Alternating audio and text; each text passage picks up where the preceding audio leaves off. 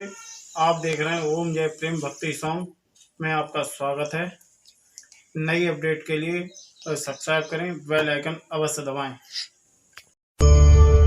कभी आप ब्रह्म मुहूर्त में जगे, जगकर देखिए, संध्या होने के पश्चात जब रात्रि का अंधकार सारे संसार को धीरे धीरे अपने अंधकार में निगलने लगता है, तो यही अंधकार ब्रह्म मुहूर्त में भोर होने से ठीक पूर्व तनिक अधिक काला हो जाता है। कुछ समझे? हमारा जीवन भी कुछ ऐसा ही होता है। जब हमारे जीवन की समस्याएं अपने अंत पर होती है, तो यही समस्याएं एक भीषण रूप लेकर हमारे समक्ष प्रस्तुत हो जाती है और ऐसे परिस्थिति में अधिकतर लोग हार मान जाते हैं, भय खा जाते हैं। परंतु यदि आप हार न माने, भय न खाएं, दृढ़ रहें, निरंतर आगे बढ़ते रहें, तो प्रकाश के रूप में हमारा स्वागत करने के लिए सूर्य उदय सदा हमारे समक्ष प्रस्तुत रहेगा। आपने बरगद के वृक्ष को देखा है? जितना विशाल उतना दृढ़। पतझड़ में वो सूख जाते हैं, परंतु दुर्बल नहीं होते, टूटकर गिरते नहीं। और उसके विपरीत दलदल में उपजे वृक्षों को देखिए, वो दिखने में तो बड़े होते हैं, पतझड़ आए या शीत सदा हरे भरे होते हैं, परंतु इतने दुर्बल होते हैं कि जलधारा के हल्के से वेग से वो गिर जाते हैं। परंतु ऐसा क्यों होता है? कारण है जड़ें।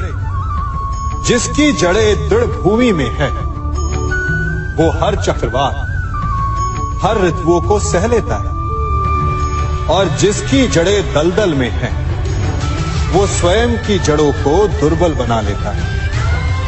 कुछ ऐसा ही मनुष्य भी होता है, जो अधर्म, कुकर्म और असत्य की धरा पर उपजा है। वो समय की एक मार भी नहीं सह पाता, और जो मनुष्य सत्य, धर्म की धरा पर उपजा है, वो हर समस्या से अविचलित हो जाता है।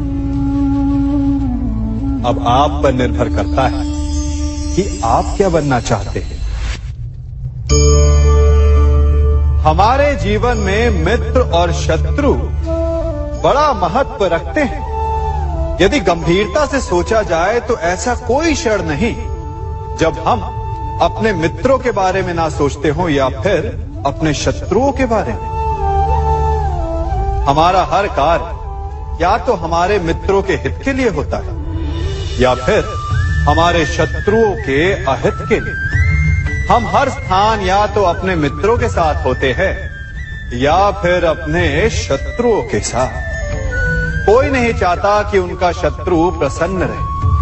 हर कोई अपने शत्रु को नष्ट कर देना चाहता है, और ऐसा करने के लिए वो हर संभव प्रयास करता है। उसे आर्थिक, मानसिक और शारीरिक हानि पहुंचाने का प्रयास करता है। परंतु यदि मैं आज आपको ऐसा मंत्र सिखाऊं जिससे आप अपने शत्रु को सदा के लिए नष्ट कर दें, तो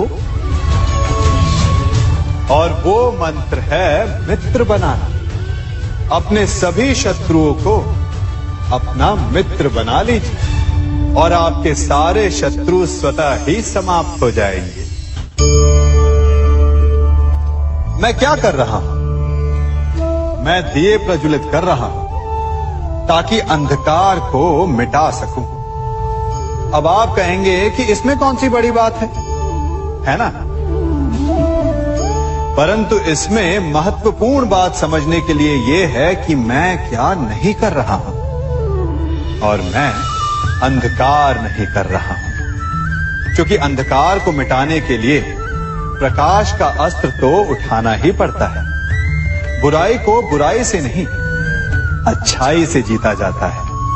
अन्याय को अन्याय से नहीं, न्याय से लड़ा जाता है। क्रोध को क्रोध से नहीं, क्षमा का साथ लेना होता है। ठीक उसी प्रकार एक लोहा लोहे को काटता है, परंतु एक ठंडा लोहा ही गर्म लोहे को काट सकता है। इसलिए यदि आपको अपने जीवन में विजयी होना है तो अपने शस्त्रों को, अपने अस्त्रों को सोच समझ कर उठाइए, क्योंकि एक अनुचित सोच परिणाम पर भारी प्रभाव डाल सकती है। आप सब सोच रहे होंगे कि ये क्या मैं करने लगा। मैं इस पौधे को जड़ से उखाड़ रहा हूं। आश्चर्य हो रहा है ना कि एक पौधे को उखाड़ना या काटना ना केवल एक अपराध है अपितु पाप भी है। तो फिर मुझे ऐसा करने की क्या आवश्यकता पड़ गई? क्योंकि कई बार विनाश ही सृजन तक पहुंचाता है। यदि नया भवन बनाना हो तो पुराने भवन को गिराना पड़ता है। व्यवस्था को परिवर्तित करने के लिए क्रांति लानी पड़ती है और उसी